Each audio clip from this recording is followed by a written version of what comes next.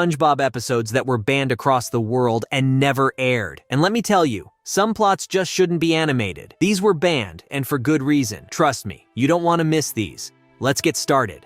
Let's kick things off with the episode Midlife Crustacean, a wild ride about aging, denial, and somehow raiding your mom's underwear drawer. No wonder it never aired. So the episode starts with Mr. Krabs waking up in his hammock bed, already battling the daily struggle of being not as young as he used to be.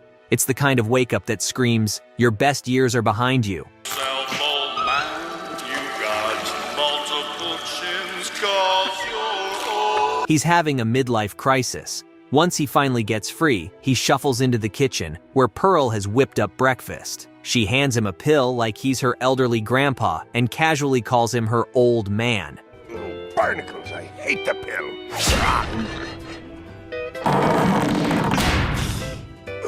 She doesn't let the poor dude catch a break, totally unfazed by the fact that her dad is spiraling into an age-induced identity crisis. Mr. Krabs, however, is not okay. He's clearly not ready to embrace his old man status, but the world keeps throwing reminders at him. Later, while going to the Krusty Krab, Mr. Krabs tries to shake off his growing insecurity about his age. Enter a Boy Scout fish who, seeing Mr. Krabs struggling, decides to help him across the street. Don't worry, Pops. We're almost across the street. Because nothing screams you're ancient, like someone offering you assistance you didn't ask for. And just when you think things can't get more humiliating, Mr. Krabs' arm pops off when he tries to walk away dramatically. Get away from me. I don't need no snot-nosed little... Sorry you had to see that. At the Krusty Krab, things go from bad to worse. Mr. Krabs overhears a kid complaining that his Krabby Patty tastes funny. The kid's mom doubles down, calling the burger old and dried out, and then directly comparing it to Mr. Krabs himself. My Krabby Patty tastes funny. Well, no wonder. It's all old and dried out, like that man right there. Meanwhile, Patrick walks in the Krusty Krab, and SpongeBob starts loudly planning their big night out. Good morning, Krusty Crew! Hey, Patrick! You all ready for the big night out tonight? Mr. Krabs overhears and decides he wants in, but Patrick is skeptical, worried that Mr. Krabs will cramp their style, like a brain-dead starfish has any. Of course. Did you want to come with us, Mr. Krabs? Oh, hadn't even crossed me mind. But sure, I'll go. I don't know, SpongeBob. He might cramp our style. To prove he's still got it, Patrick asks him to engage in the secret cool guy handshake. Let's see if he knows the secret cool guy handshake. Yeah, of course I know it. How do Home is everything, and the right lighting brings it to life. At lightingnewyork.com, we make it easy to find the perfect lighting with top... you do? Fine, and you? All right, you're in. Patrick agrees to let him tag along. Fast forward to 8:01 p.m. because SpongeBob and Patrick insist on being fashionably late. Why don't you boys show up at my house at 8 o'clock? I just want to warn you, Mr. Krabs, we're always fashionably late. They arrive at Mr. Krabs' house to pick him up. Mr. Krabs is ready to paint the town red, but SpongeBob and Patrick's idea of nightlife is questionable, to say the least. They pull up in their so-called chick magnet.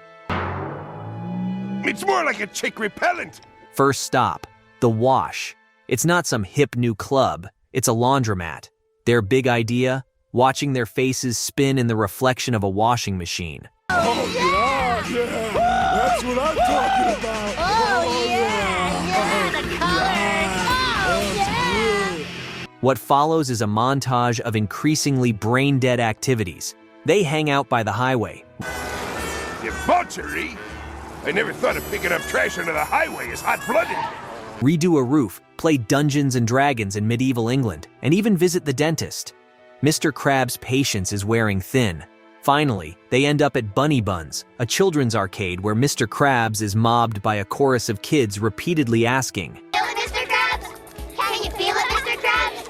Can you feel it, Mr. Krabs? At his breaking point, Mr. Krabs snaps. He calls SpongeBob and Patrick lame and storms off, declaring the night a total failure. You guys ain't cool. You're lame. But Patrick, as a last-ditch effort, mentions that he's gonna miss the panty raid. I said, I guess you're gonna miss the panty raid. Their big idea to cap off the night is sneaking into someone's house to steal underwear. And somehow, this is the first thing that actually excites Mr. Krabs. because nothing says youthful rebellion like breaking and entering for underwear. Man, these guys are creeps. They sneak into a house, successfully swipe a pair of panties. Frilly things! We hit the jackpot! Oh, yeah! And just as they're about to celebrate, the lights flip on. Standing there, looking both confused and furious, is none other than Mr. Krabs' mom, Betsy. Eugene? Mother? What are you doing with my bloomers? Well, Good luck having that conversation in the next Thanksgiving dinner. Mr. Krabs gets grounded. Isn't he like 40 or something? He's sent to his childhood bedroom, escorted by the helpful Boy Scout from earlier. It's peak humiliation, but being back in his old room actually makes Mr. Krabs feel young again. And that's a wrap-up. Eugene, lights out. Yes, Mommy?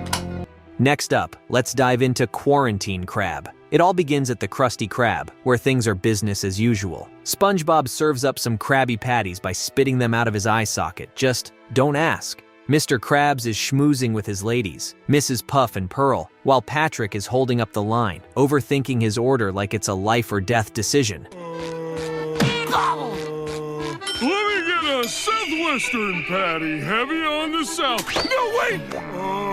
Squidward's patience is already on life support when the health inspector bursts in, armed with a gadget. The health inspector? But I already bribed him this year! He scans the restaurant, dramatically declares it a health hazard, and slaps everyone with a quarantine order. All under quarantine!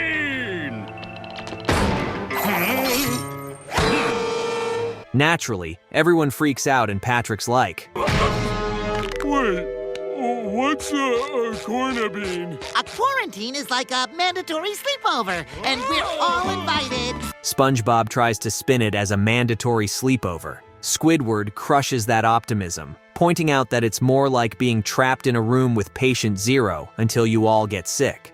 A quarantine means you're locked in here with a sick person. So we're all sick and miserable. And then Plankton shows up. He's been hiding in a soda cup for Operation Soda Jerk, which, judging by his quick exit, isn't going as planned. He tries to escape through the funnel, but gets zapped by a hazmat fish. Quarantine schmarantine. I'm the great... Breach contained! Good work! Meanwhile, Pearl complains about the whole ordeal, but Mr. Krabs gets nostalgic, sharing a tale from his Navy days about locking 6 sailors in the freezer. You see, first, we found the sicko, and then we just locked him in the freezer roll. With the infected sailor isolated, the rest of us could enjoy ourselves, certain of our continued good health. When Mrs. Puff asks if they ever let the sailors out, Mr. Krabs awkwardly admits that, well, someone probably did. Probably. He starts interrogating the group with salad tongs, and after a chain reaction involving Pepper, SpongeBob sneezes. And he's done for. He's the sick one. He belongs in the freezer. Get him! SpongeBob volunteers to isolate himself in the freezer, complete with a dramatic farewell speech, which Mr. Krabs immediately cuts short by slamming the door in his face. I ask is that you remember me as I was, full of life. SpongeBob's having the time of his life there, sledding on snow and eating ice cream. Patrick, seeing all the fun, decides to fake being sick by smearing relish on himself. It works, and he gets thrown in with SpongeBob.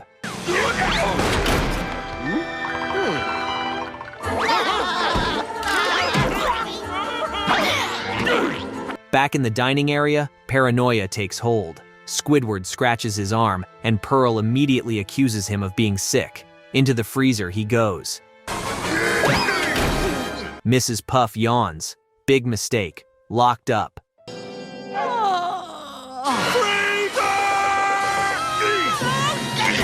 Then Pearl mentions having leftover small money, and Mr. Krabs, in peak paranoia, assumes her mind is poisoned by the flu. Off she goes too. I take it back. There's still some shows I want to buy. Inside the freezer, everyone realizes none of them are actually sick. The real sicko is Mr. Krabs. Squidward rallies the group to break out and try to lock Mr. Krabs in the freezer. SpongeBob hesitates, but is quickly convinced when Squidward points out that if he's locked in there, that'd mean he can't cook any more Krabby Patties. They burst out of the freezer, but Mr. Krabs isn't going down without a fight. He shrinks himself and hides under the grill, escaping through a grease trap. Squidward gets shoved into the trap. Patrick gets Dusty in a broom closet. Pearl sneezes crabs out of her blowhole, and Mrs. Puff catches him in a trash can. I got him! I got him! Finally, the health inspector returns to deliver the cherry on top of this madness. Turns out, his scanner was upside down the whole time. No one had clam flu. Funny story, I was holding my equipment upside down yesterday. Wasn't long till he discovered that they've all caught different diseases. Mr. Krabs somehow wins the gross lottery with a mix of all 5. They're all sick! Ultra-mega quarantine! The inspector orders an ultra-mega quarantine, and hazmat teams airlift the entire Krusty Krab over to the chum bucket where it's dropped. Inside, Plankton is horrified, begging them to stay away, only to sneeze, revealing he was the original clam flu carrier. No! I don't want to get sick too! Stay away! No! Barnacles.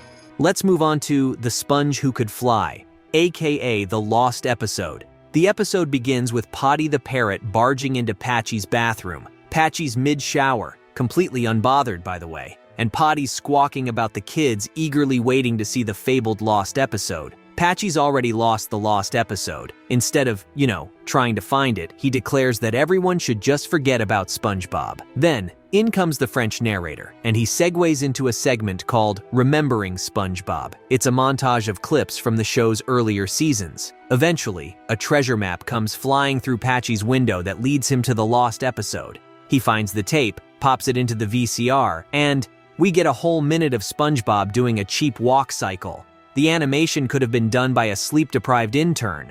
Patchy loses his mind. He calls SpongeBob a traitor and has a meltdown, tossing all his SpongeBob merch in a tantrum. But just as he's about to leave for good, the actual episode countdown begins. Now we're in Bikini Bottom, where SpongeBob is at Jellyfish Fields, staring at the jellyfish. The dude wants to fly, so he starts his attempts at taking flight. Wish I could fly and see things with a different eye. He starts off with a biplane, but doesn't even end up taking off. Follow up with a balloon chair, and ends things with a giant kite. Patrick's there for moral support, or more likely, to make things worse.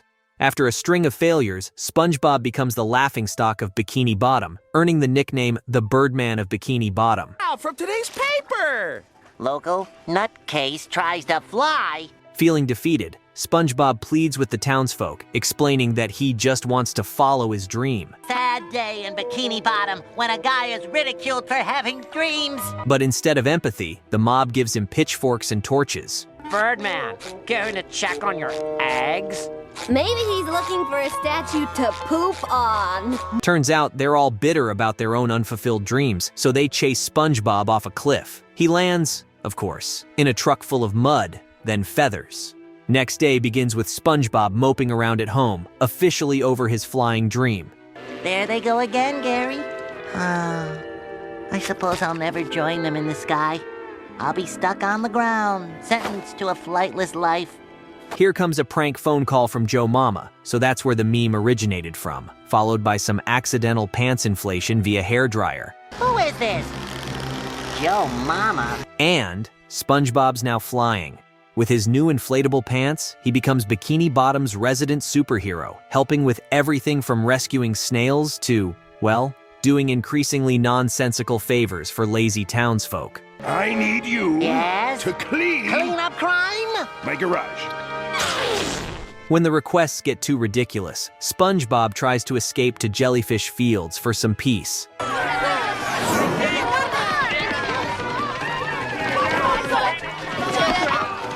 But the mob's back, and this time they've brought Cannonball Jenkins, who takes SpongeBob out of the sky in a destructive fashion.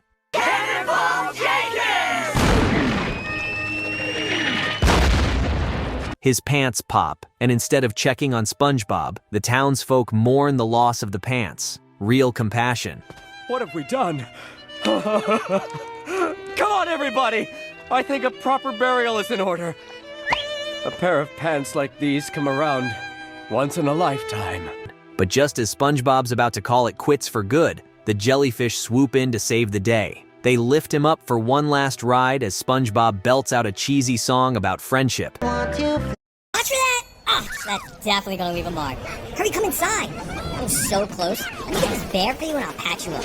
Great, I got a girl to keep me warm. I'm already winning. Now let's just grab this wood and upgrade the camp. Perfect, this will get us some more survivors to help us. Let's head out. Okay, now what do we have over here? Looks like you guys got your hands full. You don't mind if I... Come on, say it. This is gonna be such a huge upgrade to our camp. Let's go, we got cannons now? There's no way we can lose. Wow, that bear just got destroyed. Look at all these supplies. We got enough to build a castle. This is amazing. This is Way Out Survive, the top strategy game of 2024. All you need is friendship. Patrick shows up too, casually flying with his normal pants. SpongeBob's thoroughly confused, and honestly, so am I. Patchy tries to rewatch the episode, but chaos strikes again. He and Potty get into a fight over the remote, which summons a mariachi band. Don't ask. And the VCR promptly damages the tape. The lost episode, officially lost again. Crack! Failure ahoy! No! Stop! Stop! Inferno machine! Last but not least, we're talking about the episode Help Wanted. So we kick things off with the French narrator, giving us the lowdown on Bikini Bottom, and then goes on to tell us about one of his favorite sea creatures, SpongeBob SquarePants. Teeming with life, home of one of my favorite creatures, SpongeBob SquarePants. SpongeBob, meanwhile, is fast asleep in his pineapple house. His alarm clock goes off, and it's time to start the day. And here's the thing. Today's the big day he applies for the fry cook job at the Krusty Krab, where it all begins. Big dreams, big ambitions. So SpongeBob gets up, all hyped up and ready to go. He starts his morning routine. Then he heads out on his jog, shouting his classic, "I'm ready," while Patrick cheers him on from his rock. Go, SpongeBob! As SpongeBob runs toward the Krusty Krab and starts talking to himself. The finest eating establishment ever established for eating. The Krusty Krab. But then, self-doubt kicks in. Is he really ready for the responsibility? He seems a little unsure, but Patrick's there, cheering him on with a simple, "You were born to do this." Big yellow cube with holes! I am! Who's ready? I'm ready! Who's ready? I'm ready! And SpongeBob's convinced. Squidward, who's already at the Krusty Krab, sees SpongeBob running toward the restaurant and starts to panic. Because Squidward knows what's coming, he warns Mr. Krabs like, Hurry, Mr. Krabs, before it's too late. I gotta tell you about this. Permission to come aboard, Captain! I've been training my whole life for the day I can join the Krusty crew. SpongeBob bursts into the Krusty Krab. He's ready to impress Mr. Krabs, but he trips over a loose nail and starts bouncing all over the place. Now I'm ready.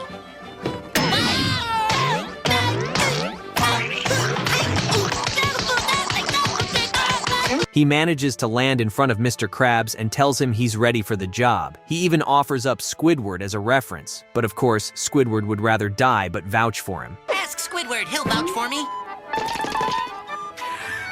No. But Mr. Krabs, he's got an interesting test for SpongeBob. He tells SpongeBob that if he can bring him a hydrodynamic spatula, he'll get the job. SpongeBob's like, "Sure, no problem." He dashes off to the bargain mart, and Mr. Krabs and Squidward just sit there laughing, thinking, he'll never find it. It doesn't even exist. Just after SpongeBob leaves, things take a turn for the worse.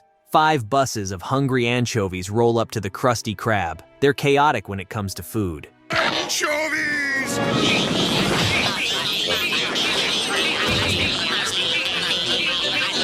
Squidward and Mr. Krabs freak out because, well, anchovies are kind of like a stampede of crazed fish who want nothing more than to inhale Krabby Patties. Squidward tries his best to manage the chaos, but it's like trying to herd a bunch of hyperactive toddlers with a sugar rush. Meanwhile, SpongeBob, who's totally unaware of the madness back at the restaurant, has found the hydrodynamic spatula and rushes back to save the day. He bursts in just in time, the spatula in hand, and the whole restaurant stops in stunned silence. SpongeBob's got the spatula. Permission to come aboard, Captain.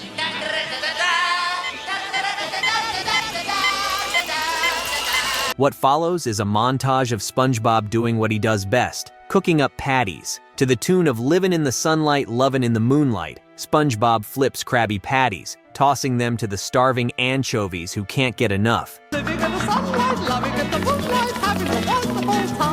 It's a food frenzy, with patties flying everywhere. And eventually, the anchovies are all fed and satisfied. They leave the Krusty Krab happy and full, and Squidward and Mr. Krabs are saved. Mr. Krabs, in a rare moment of appreciation, officially recruits SpongeBob as the new fry cook. Squidward, on the other hand, is not pleased. You can hear him groaning. But Mr. Krabs... Cheers for SpongeBob! Hip hip! All right, Mr. Krabs... Hip hip! All right. Hip hip! All right, Mr. Krabs... So, with the job officially his, SpongeBob heads to the kitchen to start his new life flipping patties, while Mr. Krabs sneaks off to his office to count the day's profits. Now he's going to extort SpongeBob till the end of his days. Then Patrick walks into the Krusty Krab and orders a Krabby Patty. But of course, SpongeBob goes overboard in his excitement to make the perfect Krabby Patty. He whips up a ton of patties, flinging them out. The patties start flying everywhere. Patrick gets flung out of the restaurant by the sheer force of it all. One Krabby Patty, please.